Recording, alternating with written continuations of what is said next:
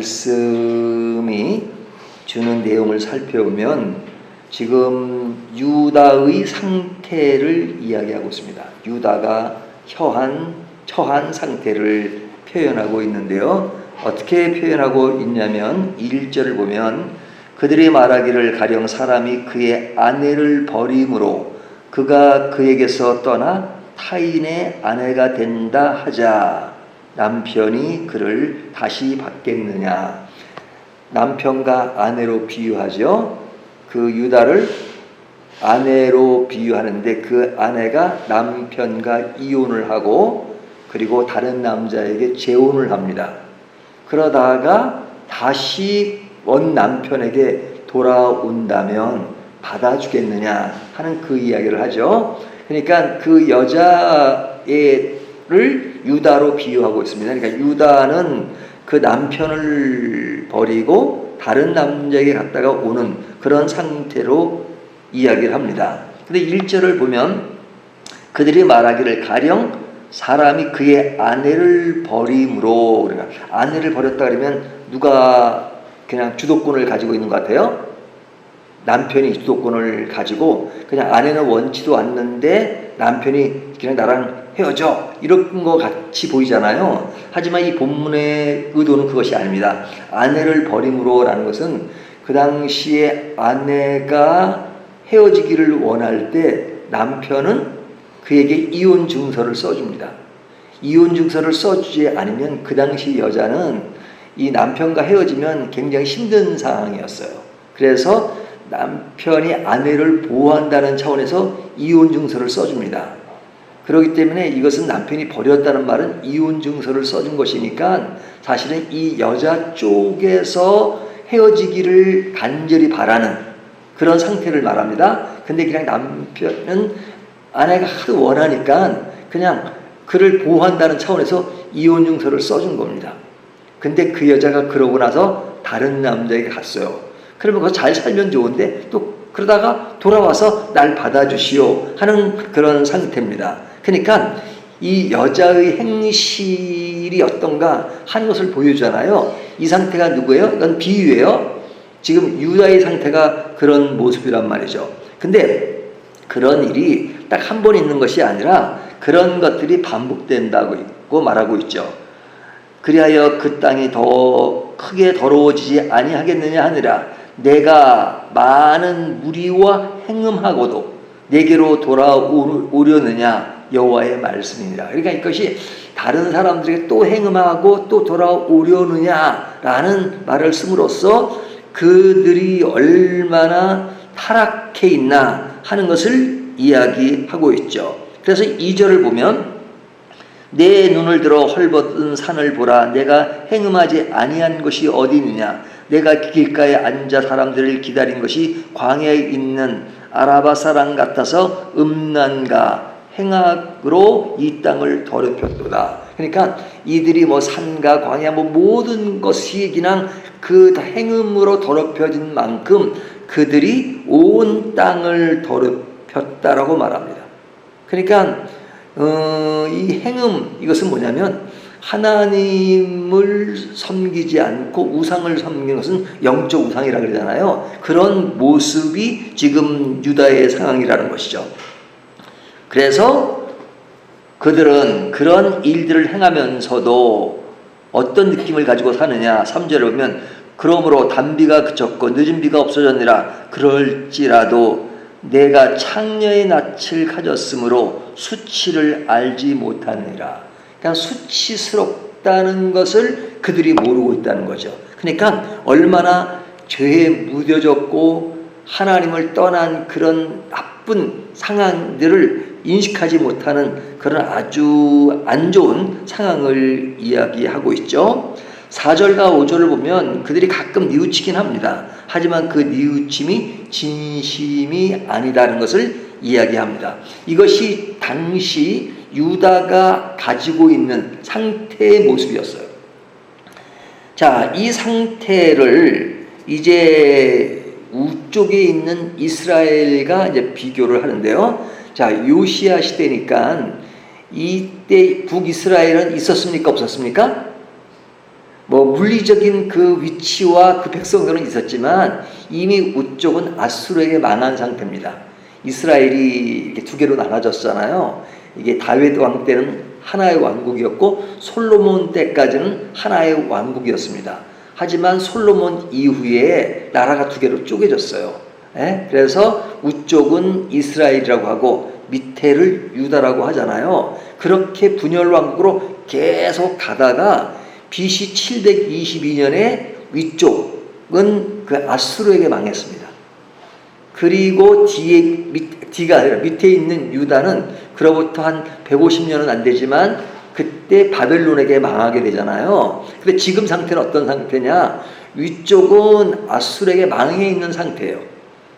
그리고 밑에는 유다가 있는데 아수르가 힘이 있었잖아요. 근데 아수르가 이렇게 점점 힘이 약해지고 있고 바벨론은 신생국가로서 굉장히 부흥하고 있을 그때였단 말이죠. 자, 그런데 이미 망한 그 이스라엘을 유다들은 바라봤죠. 그들이 망하는 광경을 다 바라보았단 말이죠.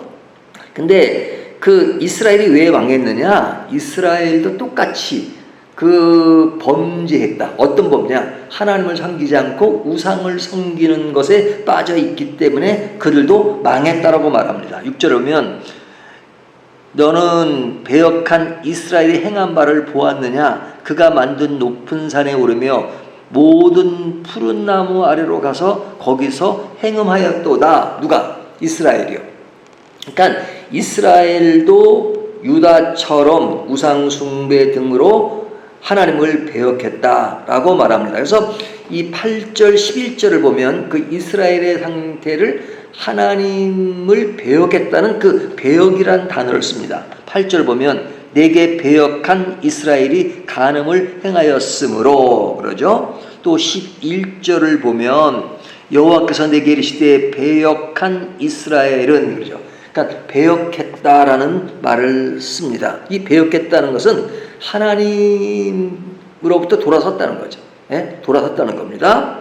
자, 이것을 바라본 유다는 어떤 모습이었냐? 그들은 하나님을 반역했다라는 말씀입니다. 자, 이스라엘은 하나님을 배역했다. 이 배역했다는 말은 그 은혜를 저버리고 배반한 상태를 말하잖아요. 그런데 유다는 그 이스라엘의 배역한 모습을 다 보았어요. 그러면서도 그들은 하나님을 반역했다. 이 반역했다는 것은 배반한 것이라 이거죠. 그래서 실절을 보면 거기 보면 그의 반역한 자매 유다는 그것을 보았느니라.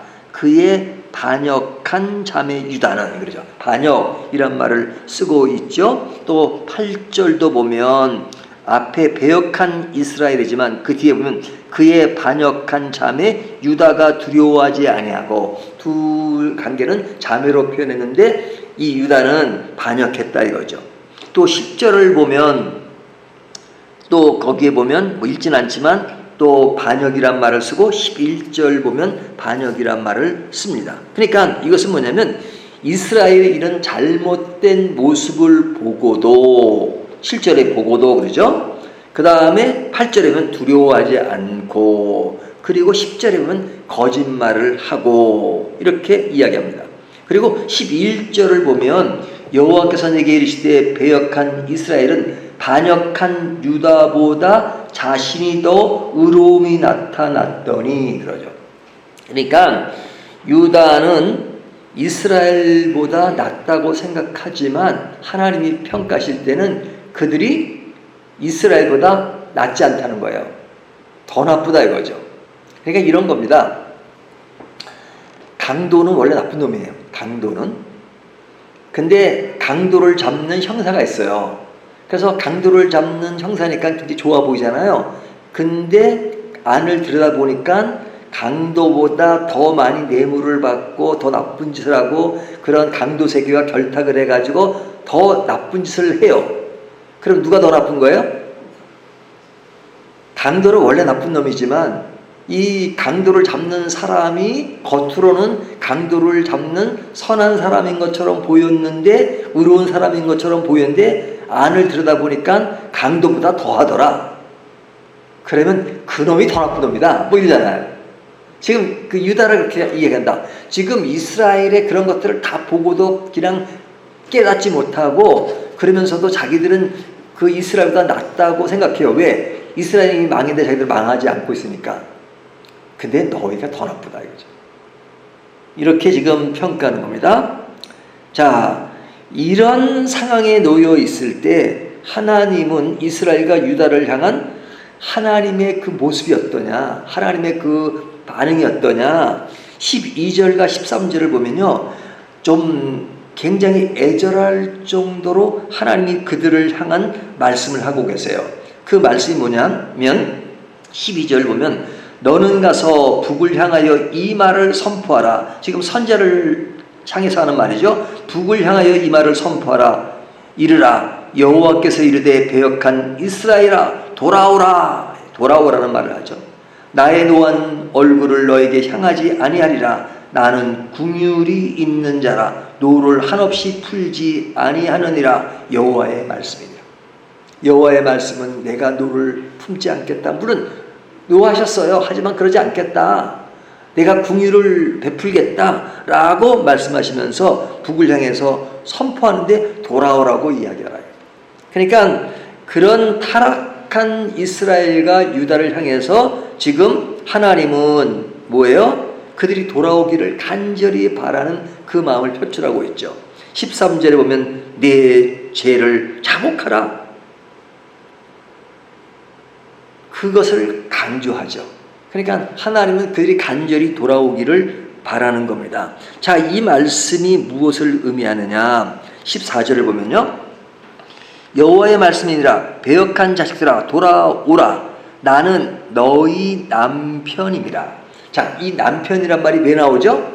앞에 보면 1절에 보면 유다는 남편을 배반하고 다른 남자에게 갔던 여자잖아요. 그 사람이 돌아오면 받아주겠습니까? 저는 어떨까?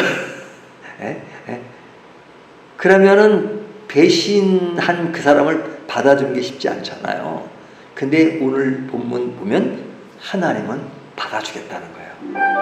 받아줄 테니까 돌아오기만 하라. 돌아오기만 하라. 이거잖아요. 그러니까 보통 사람들도 한 번 신용을 잃으면 그 신용관계를 기억하고 너 신용이 없으니까 너는 안 돼 라고 대초로 말하잖아요. 하지만 어떨 때는 하나님이 속이 없어 보여요. 하나님은 야, 나 그거 안 따지겠어. Come to me. Come back. 돌아와 이러시잖아요. 그래, 돌아와. 받아주겠다. 너 돌아오지 않았지? 돌아만 와. 내 받아줄 테니까 돌아오지 않은 사람에게도 돌아오라고 말씀하시는 거잖아요. 다른 남자에게 갔던 그 아내를 받아들이겠다는 겁니다. 그런데도 유다 백성들은 이런 하나님의 마음을 알지 못해요. 참 답답한 거죠. 이스라엘을 목이 곧은 백성이라고 했잖아요. 참 목이 곧은 백성이에요. 그런 타락 가운데 있고 하나님의 긍휼로 그런 너희들을 용서하고 받아주겠다는데도 그냥 그것이 수치를 모르고 그냥 그 마음을 표출하시는 하나님을 모르고 있는 거예요. 그러니까 얼마나 답답한 것입니까? 자, 그것을 보면 인간이 얼마나 악하다는 것을 보여주는 겁니다. 인간이. 근데 그 악한 인간에 대해서 하나님은 너희가 악하고 돌아오지 않을 거니까 할 수 없어. 끝나. 그러지 않으시죠. 뒤에 나오는 14절과 18절의 말씀을 보면 너희가 돌아오지 않는다고 해서 나는 이미 포기한 것이 아니다 라는 그 말씀을 하시는 겁니다. 그러고 대안책을 마련하세요. 대안책을. 그러니까 안 돌아오니까 끝났다가 아니라 그래, 안 돌아오는 너희의 그 강팍한 마음 내가 알고 있어. 하지만 내가 그럴지라도 너희가 돌아올 수 있도록 내가 대안책을 마련하겠다 하는 겁니다. 그 대안책이 뭐냐면 15절 내가 또 내 마음에 합한 목자들을 너희에게 주리니 그들이 지식과 명철로 너희를 양육하리라. 지금 어떤 대안책을 마련해 내 목자들을 마련하겠다. 그들이 지식과 명철로 너희를 양육할 것이다. 여기 목자라는 것은 유다 백성들을 양으로 비유하기 때문에 그 목자, 너희를 인도할 무엇을 보내주겠다 이거죠. 그러니까 너희에게 새롭게 될 기회를 만들어주겠다. 하나님한테 직접 통하지가 않으니까 그렇게 말씀하니까 너에게 그러니까 하나님께 다가올 너희를 양육할 지식과 명철을 준 누군가를 보내게 해서 너희를 케어하겠다. 그분이 누구세요? 그분이 예수님이시죠. 네? 그분이 예수님. 그러니까 지금은 구약시대니까 예수님의 이름을 모르지만 그런 예언을 하고 있잖아요. 바로 그 예수 그리스도를 통해서 새롭게 구원하실 그것을 지금 암시적으로 예언을 하고 있단 말이죠. 그러니까 하나님의 계획 속에는 구약시대라 하더라도 죄인들을 구원할 예수 그리스도의 계획이 지금 녹아있다는 것을 본문이 보여주고 있어요. 그러니까 하나님의 인내는 그런 새로운 계획을 통해서 예수 그리스도를 통해서 우리를 구원하신 그 계획을 지금 이 시점에서도 생각하고 계시고 이 말씀을 보여주잖아요. 그러니까 하나님은 끊임없이 어떻게 해서든지 이 죄인들을 구원할 마음을 가지고 늘 다가오시는 거예요. 그러니까 사람이 하나님을 배반하지 하나님은 한 번도 우리 인간을 배반한 적이 없고 하나님의 약속은 끝까지 지켜지는 겁니다. 그러니까 이런 크신 하나님이 얼마나 감사합니까? 그래서 우리가 우리들의 놓인 상황만 자꾸 보면 복잡하고 어려워요. 복잡하지 않은 인간이 어디 있어요? 네? 어떤 사람들 평안해 보이지만요, 따지고 보면 그 나름대로 다 고민이 있고 갈등이 있고 다 있어요. 그런 의미에서 사실은 모든 인간은 똑같아요. 작은 돌이나 큰 돌이나 물에 빠지는 건 똑같은 것처럼 모든 인간이 죄의 속성을 가지고 있다는 건 똑같고요. 나름대로 나름 고민을 다 있어요. 고민 다 있어요. 어떤 사람은 고민이 크게 표출되고 표출되지 않았고 어떤 사람은 그냥 표시하지 않고 있으니까 이 사람은 진짜 걱정이 없나 보다. 왜 걱정이 없어요? 어떤 사고 사건이 없는 사람이 어디 있어요? 다 따져보면 가정사에 다 그런 것이 있고 다 그렇잖아요. 다 상처들이 있고 다 그러잖아요. 하지만 그런 것에서 인간은 자꾸만 그 자체에 몰두해서 그것을 해결하려고 해요. 근데 그것이 해결이 잘 안 돼요. 근데 하나님이 그 문제를 해결하는 것은 뭐냐? 근본적인 죄의 문제를 해결해야 된다. 그것은 하나님께 의지하는 것이다. 왜? 내가 해결할 수 없지만 하나님이 해결하시니까 Come to me, 나에게 오라. 그리고 in Jesus Christ, 예수 그리스도 안에 거하라 이거죠. 안에 거하라. 그러니까 우리가 상황으로만 해결하면 안 돼요. 이럴 때일수록 그냥 이것들 다 내려놔야 돼요. 하나님, 이거 나 해결하기 힘들어요. 못해. It's impossible. 불가능해. 하지만 나는 이것을 일단 내려두고 내가 안 되니까 하나님, 내가 하나님 안에 들어가겠습니다. 하나님 안에 들어가겠습니다. 예수 그리스도 안에 있겠습니다. 그리고 하나님 앞에 내려놓고 다시 한번 하나님 앞에 맡기는 거예요. 맡기는 거. 그러면 맡기면 되냐? 노력을 해야지. 당연히 노력해야죠. 하지만 다른 종교에서 없는 하나님의 살아있는 손길이 있어요. 그것을 뭐라고 말해요? 성령께서 너희를 지금도 간구하고 너희 알 바를 아뢰고 그리고 너희를 인도하신다. 성령께서 지금도 역사하신다. 그렇게 만들어 주신다는 거 아니겠어요? 하나님께 의지할 때 그렇게 하나님은 모르는 가운데 그런 것을 자꾸 하고 알지 못하는 그런 그 나아지는 일들이 진전되고 있는 것입니다. 그러니까 어느 날 갑자기 예상치 않게 일이 해결되는 것들을 볼 때가 있잖아요. 그것이 뭐예요? 하나님의 위대한 능력인 것이죠. 또 그것을 지금 당장 보지 못한다 할지라도 하나님은 그런 오랜 시간이 가고 어떨 땐 내 생애 가운데 이루어지지 않을 수도 있어요. 하지만 그런 전체적인 역사 속에서 반드시 그를 통해서 뭔가를 또 행하시는 하나님의 입체적인 역사가 있단 말이죠. 그렇기 때문에 오늘 이 말씀을 가지고 우리의 하나님이 얼마나 크신 하나님을 더 묵상하기 바랍니다. 너무 나에게만 집착하지 말고 내가 이런 힘든 상황이지만 하나님이 여전히 크고 여전히 나를 포기하지 않았다. 나를 사랑한다. 나를 끝까지 책임진다고 말씀하시니까 그런 모든 것에서 나한테만 돌아와라. 그러면 내가 너희를 보호하겠다 하는 하나님의 말씀을 더 깊이 묵상하는 저와 여러분이 되시기를 주님의 이름으로 축원합니다.